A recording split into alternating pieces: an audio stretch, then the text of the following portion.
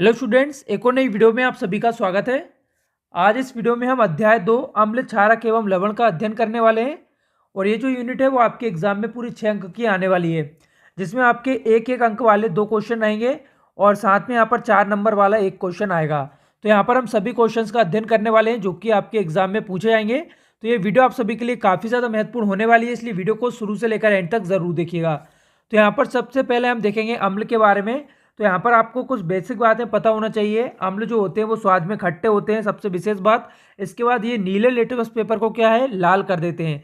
नीले litmus paper को ये लाल कर देते हैं। तो यहाँ पर आपको विशेष बात ध्यान रखना है अम्ल के बारे में। इसके अलावा एक और पॉइंट होता है अम्ल का जो पीएच मान होता है, तो वो मैं अभी आपको आगे बताऊंगा वीडियो में। तो आपको सारे पॉइंट्स ये याद रखना है। अगर एग्जाम में आपके डायरेक्ट आता है कि अम्ल क्षार में अंतर लिखिए, तो ये सभी पॉइंट्स आपके काम में आएंगे। तो यहाँ पर आपको ध्यान देना है, मैं क्वेश्चन आंसर के रूप में आपको नहीं बता रहा हूँ, आपको ये चैप्टर समझाने की कोशिश कर रहा हूँ। कोई भी क्वेश्चन आएगा आप अटेम्प्ट कर लेंगे। इसके बाद आ जाइए सीधे क्षार पर। तो यहाँ पर क्षारक क्या होते हैं, देखिए स्वाद में ये कसेले होते हैं या फिर कड़वे होते हैं। ठीक है, लाल लिटमस पेपर को ये क्या है, नीला कर देते हैं। लाल को ये नीला करते हैं और अम्ल जो होते हैं वो यहाँ पर देखिए नीले को लाल कर देते हैं।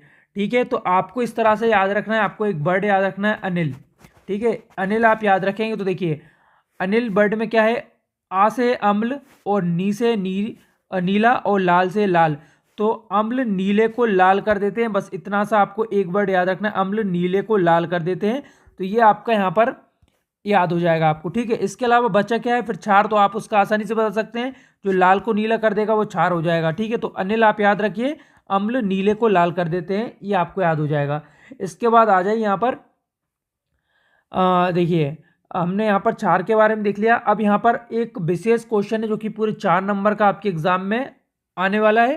ठीक है, तो ये आपको जरूर से याद कर लेना है। आने की यहाँ पर सबसे ज़्यादा संभावना है और काफ़ी सिंपल क्वेश्चन है। अगर ये आ जाता है तो काफ़ी अच्छी बात है। देखिए उदासीनीकरण के बारे में आपको पता होना चाहिए। तो यहाँ पर एक लाइन में आपको इतना सा याद रखना है, देखिए अम्ल एवं क्षार की अभिक्रिया से लवण एवं जल बनता है। ठीक है, तो इसी अभिक्रिया को क्या कहते हैं, उदासीनीकरण। तो आपको जब 4 नंबर में पूछी जाएगी तो आप किस तरह से लिखेंगे, अम्ल एवं क्षार की क्रिया होने पर लवण एवं जल बनता है और इसी क्रिया को जो है उदासीनीकरण अभिक्रिया बोला जाता है। इसके बाद उदाहरण जो कि मोस्ट इंपॉर्टेंट है। अगर उदाहरण नहीं लिखेंगे तो आपके 4 नंबर का जो क्वेश्चन है उसमें आपको 2 अंक ही मिलकर रह जाएंगे, इसलिए उदाहरण सबसे पहले याद करना है। सिंपल सा उदाहरण लेकर आया हूँ, सबसे आसान जो कि यहाँ पर, तो आपको याद कर लेना। तो बच्चों पढ़ाई में डाउट्स आते हैं, सोल्व नहीं हो पा रहे हैं, घबराओ मत। इसका सॉल्यूशन है डाउटनट ऐप। जिस भी सवाल में आपको डाउट है उसका फोटो खींचो, क्रॉप करो और 5 सेकंड के अंदर अंदर आपको उसका वीडियो सॉल्यूशन मिल जाएगा। बेबी बिल्कुल फ्री में। यानी अब पूछिए अपने अनलिमिटेड सवाल कहीं भी कभी भी। अब चाहे आपका सवाल क्लास 6ठी से 12वीं आईआईटी जेईई या नीट का हो, या फिर सीबीएसई, यूपी, बिहार, राजस्थान या अन्य स्टेट बोर्ड का हो, कोई भी सब्जेक्ट हो, physics, chemistry, math, biology, science, आपके सभी सवालों के जवाब आपको मिलेंगे सिर्फ डाउटनट ऐप पर। साथ ही डाउटनट पर चल रही है क्लास 9वीं से 12वीं आईआईटी जेईई और नीट के बच्चों के लिए ऑनलाइन क्लासेस, जिसका हिस्सा बनकर देश के सभी राज्यों से बच्चे लेकर आए रैंक 1। तो आज ही डाउटनट ऐप इंस्टॉल करो, अपने डाउट्स भगाओ और टॉप रैंक ले जाओ। इसके बाद देखिए यहाँ पर अगला क्वेश्चन है जिसमें आपको कुछ यहाँ पर जो है प्रकृति बताना है। अगर आप अम्ल और क्षार की जब अभिक्रिया कराते हैं तो जो आपको लवण मिलता है तो उसकी प्रकृति कैसी होगी, इसके बारे में आपके ऑब्जेक्टिव क्वेश्चन में आ सकता है। तो यहाँ पर देखिए काफ़ी आसान है समझना।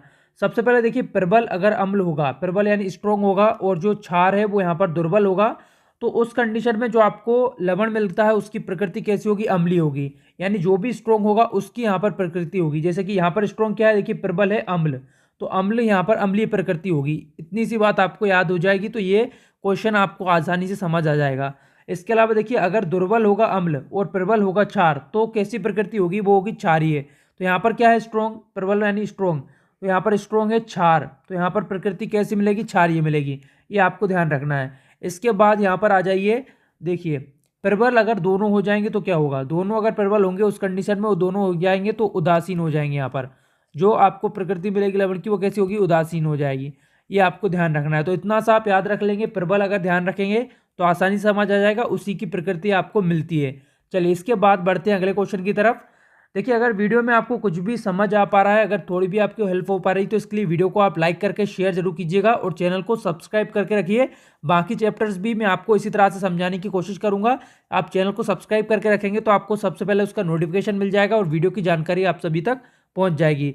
इसके बाद यहाँ पर देखिए पीएच मान से संबंधित कुछ प्रश्न आते हैं, तो बहुत आसानी से समझा रहा हूँ। जितने क्वेश्चन बन सकते हैं पीएच मान पर वो यहाँ पर मैं बता रहा हूँ, महत्वपूर्ण बता रहा हूँ। बन तो यहाँ पर काफ़ी सारे सकते हैं, लेकिन जो महत्वपूर्ण है आपके एग्जाम की दृष्टि से वो यहाँ पर देख लीजिए।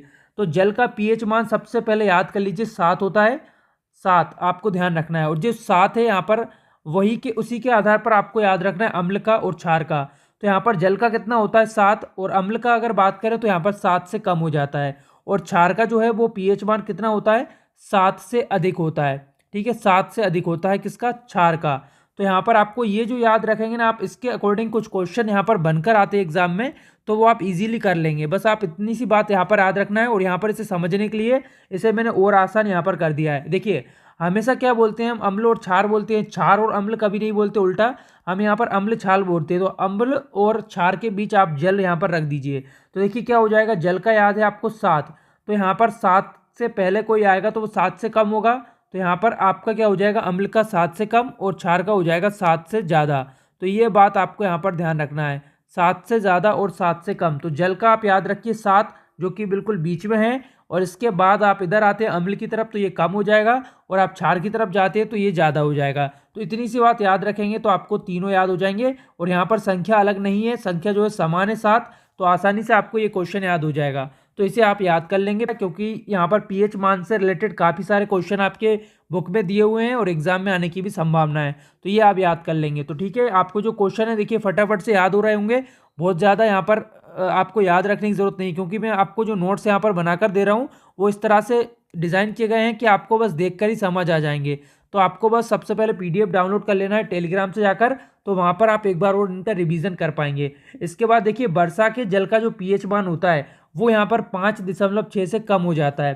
ठीक है, वर्षा का जो जल का जो पीएच मान होता है वो 5.6 से कम हो जाता है। वैसे कितना होता है, जल का 7 होता है, और वर्षा जल का जो पीएच मान है वो यहाँ पर 5.6 से कम हो जाता है। तो यहाँ पर ऐसी वर्षा को क्या बोला जाता है, अम्लीय वर्षा बोला जाता है।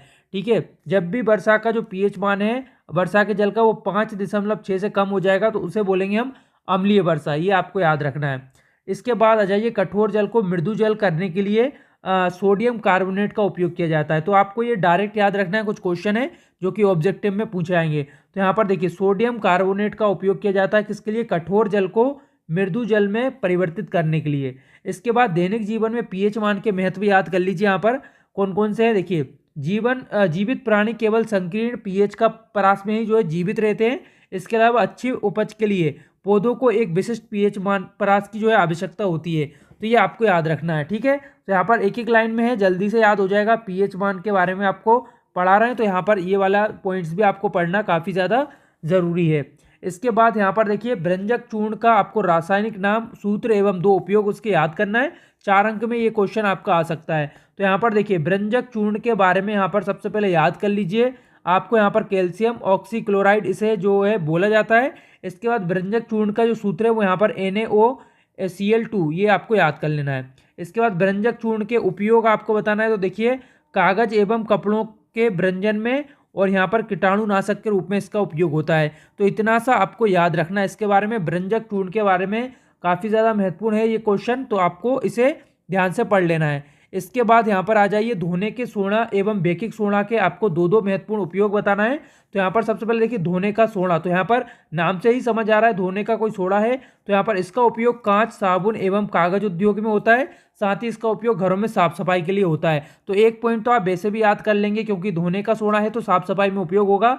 इसके बाद देखिए यहाँ पर इसका उपयोग कांच, साबुन एवं कागज उद्योग में होता है, तो ये आपको ध्यान रखना है। चलिए इसके बाद यहाँ पर आ जाइए बेकिंग सोडा, तो यहाँ पर नाम से आपको स्पष्ट है बेकिंग सोडा खाने के लिए उपयोग होता है। तो इसका उपयोग सोडा अम्ल अग्नि शामक के रूप में किया जाता है। इसके अलावा इसका प्रमुख उपयोग बेकरी में उपयोग आने वाले बेकिंग पाउडर बनाने में होता है।